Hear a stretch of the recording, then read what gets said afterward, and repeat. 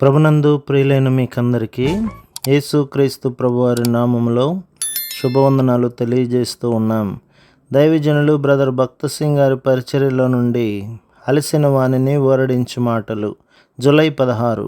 మీరు లోకమునకు ఉప్పై ఉన్నారు, మీరు లోకమునకు వెలుగై ఉన్నారు. మత్తయి సువార్త 5వ అధ్యాయం 13-14 వచనాలు. అహరోను యొక్క పొడవైన వదులుగానున్న నిలువు టంగిని దట్టి సరిగా ఉంచును. ఈ దట్టి విశ్వాసమును గూర్చి మాట్లాడుచున్నది.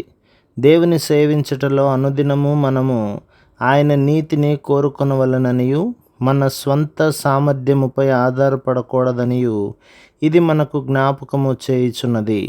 ఎల్లప్పుడూ మనం ఆయన బలముపై ఆధారపడవలెను. విశ్వాసముతో ఆయన జీవమును స్వీకరించవలెను. సాధారణముగా మనము దీనిని చేయుటకు మర్చిపోదుము. అందువలననే శక్తివంతముగా ఆయనను సేవించుటలో తప్పిపోదుము.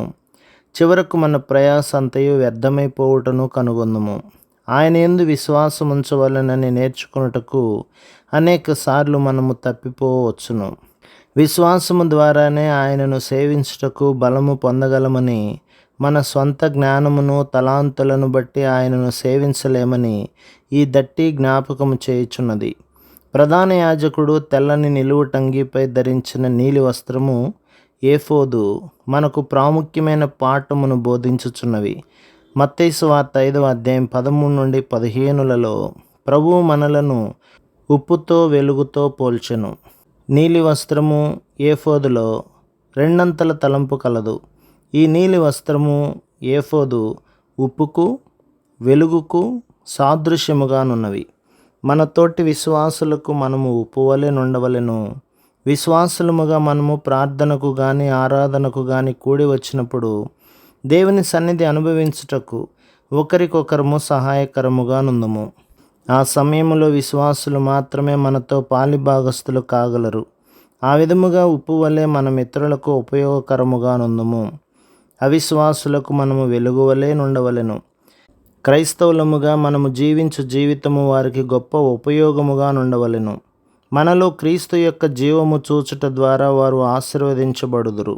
మన సాక్ష్యము ద్వారా ఉత్తేజపరచబడుదురు.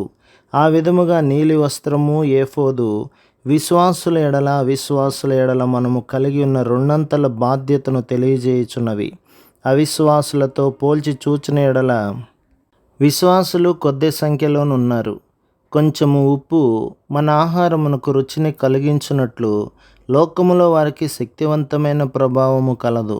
పోల్చి చూచిన విశ్వాసులు తక్కువ సంఖ్యలోనున్నను ఈ భూమి మీద సంఘముగా ఏర్పడి లోకమునకు దేవుని మహిమను కనపరుచుచున్నారు. ప్రభు మిమ్మును మీ కుటుంబమును మీ సంఘమును దీవించి ఆశీర్వదించునుగాక. ఆమెన్.